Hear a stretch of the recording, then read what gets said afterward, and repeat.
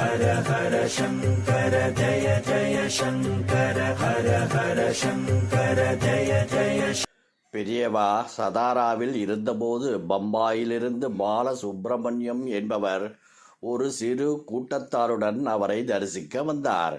அங்கே பெரியவாளுடன் தங்குவதற்கு வசதி இருக்குமோ இருக்காதோ என்று நினைத்து கூடவே சமையல் செய்ய ஆட்களையும் கூட்டிக் கொண்டு வந்தார். வேறோர் இடத்தில் தங்கிக் கொண்டு அவ்வப்போது வந்து பெரியவாளை தரிசனம் பண்ணி கொண்டிருந்தார். அந்த சமயம் ஆந்திராவில் இருந்து 2 பஸ்கள் நிறைய பக்தர்கள் வந்து இறங்கினர். கேம்பில் சாப்பாடு கடையை கட்டியாகிவிட்டது. வந்தவர்கள் யாரும் சாப்பிடவில்லை என்று தெரிந்தது. பெரியவர் யாரும் பசித்திருக்க பொறுத்திருக்க மாட்டார்.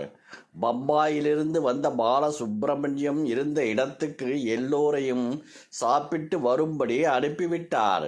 அதை சற்றும் எதிர்பார்க்காத பம்பாய்க்காரர் சமையலுக்கான சாமான்கள் போதாதே என்று கவலைப்பட்டார். பெரியவாளுடன் மானசீகமாகவே பேசினார்.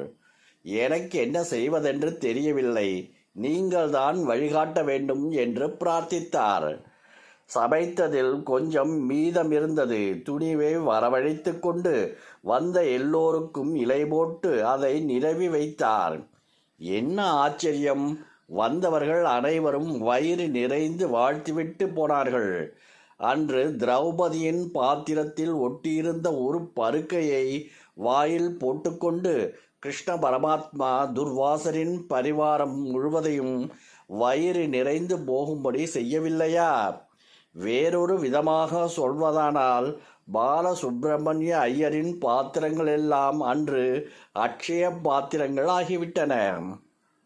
ஹர ஹர சங்கர ஜய ஜய சங்கர ஹர ஹர சங்கர ஜய ஜய.